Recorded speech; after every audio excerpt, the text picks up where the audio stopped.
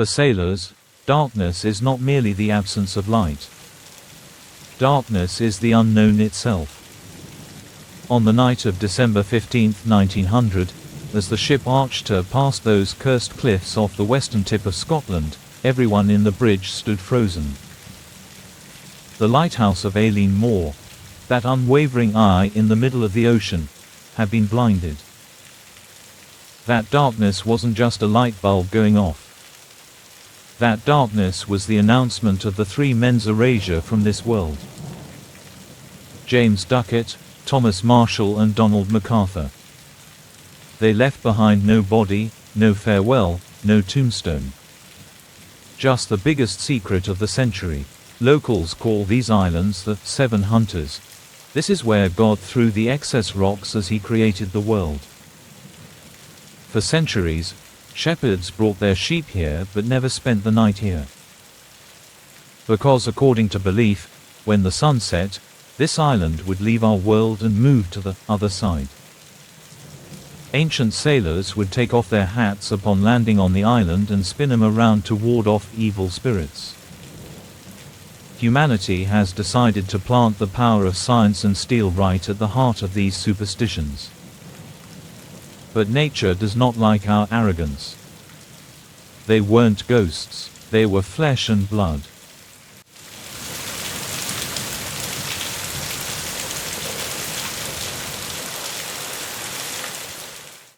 James Duckett, 43 years old, is the brains of the team.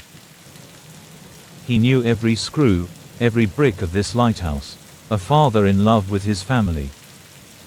Thomas Marshall, 28 years old, a man of duty, disciplined, quiet. And Donald MacArthur. He shouldn't actually be there. He was sent as a temporary guard to replace a sick friend.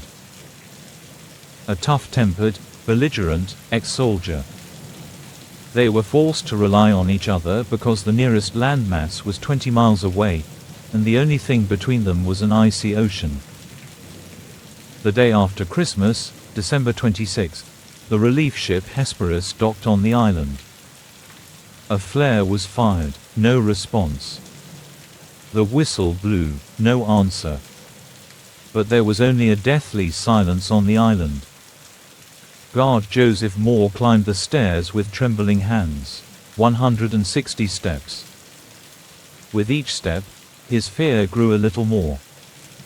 When he reached the door he shouted, "James, Thomas." The only answer was his own voice, echoing through the empty corridors of the lighthouse. The door wasn't locked, it was as if someone had left it open as if to say, "Come and see." The inside was oddly arranged. The kitchen was clean, but time had frozen. The clock on the wall had stopped. The ashes in the fireplace were cold as ice, but the detail that chilled Moor's blood remained. There were 3 guards, but there was only one raincoat hanging on the peg. The maritime rule is clear.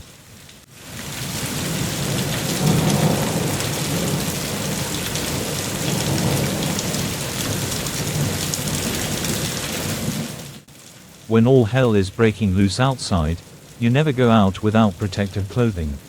That's suicide. This meant, one of the watchmen, probably MacArthur. He had seen something so terrible and urgent outside that he had rushed into the storm in his shirt, without even grabbing his jacket. What was that vision that sent him running towards death? This is where the logic ends, the logbook. The last records were dated December 12, 15. It was written that a tough sailor like Thomas Marshall cried. James Duckett was very quiet. And the last line, "The storm is over, the sea is calm. God is above all."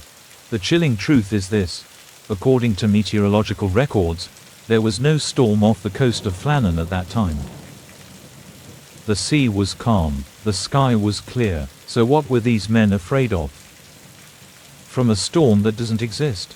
Or from an apocalypse that breaks out in their minds?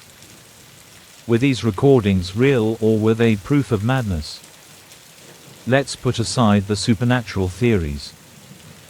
The damage found on the west side of the island defied the laws of physics.